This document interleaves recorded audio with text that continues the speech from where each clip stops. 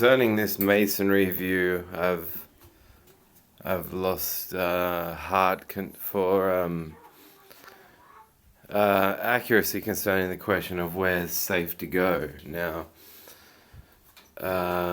these various people to prompt indirectly the Knights Templar, what Freemason Knights might do, as given they claim to be unifiers, is they might be a knighthood of their own class, and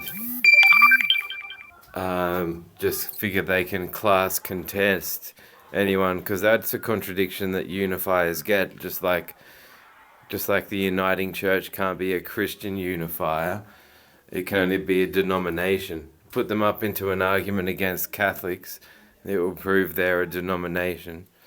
So, plus my workplace mistreatment by Gary and Roger, Freemasons themselves, there is no olive branch for me to trust the Templar. I can't see it. Now I was going to talk about how and why it is.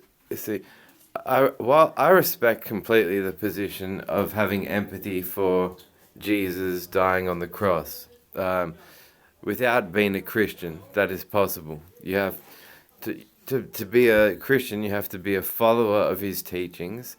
You have to believe in God. You have to believe in Adam and Eve, one man, one woman creation. Invariably, you have to believe in inbreeding.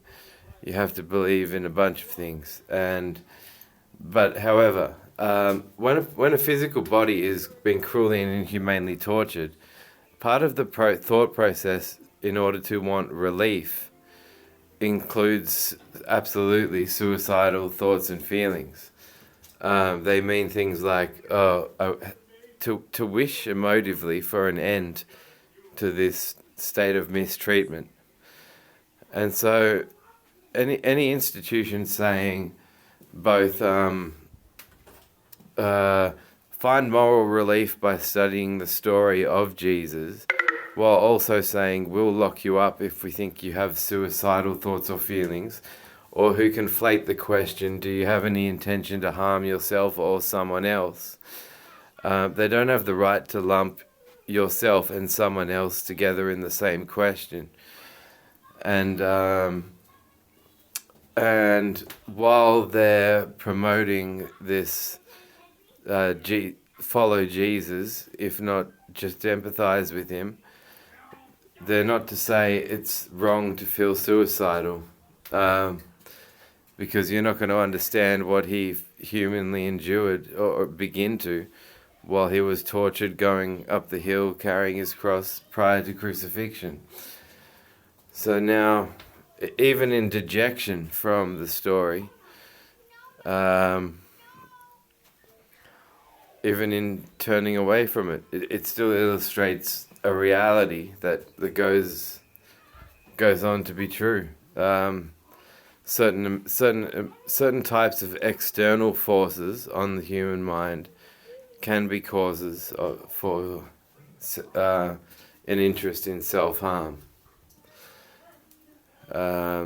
They can be external, and so by calling Jesus a supernatural figure, they do things like block that he was a natural bisexual.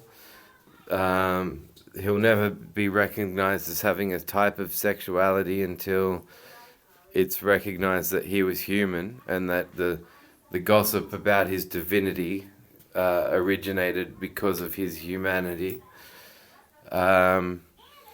Also, that they try to, that those who suffer, the poor people who suffer through feelings and thoughts of suicide should never be punished for it.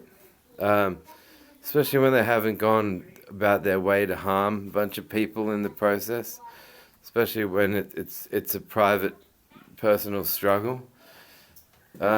These people deserve space to think and friends to listen. And They don't deserve persecution.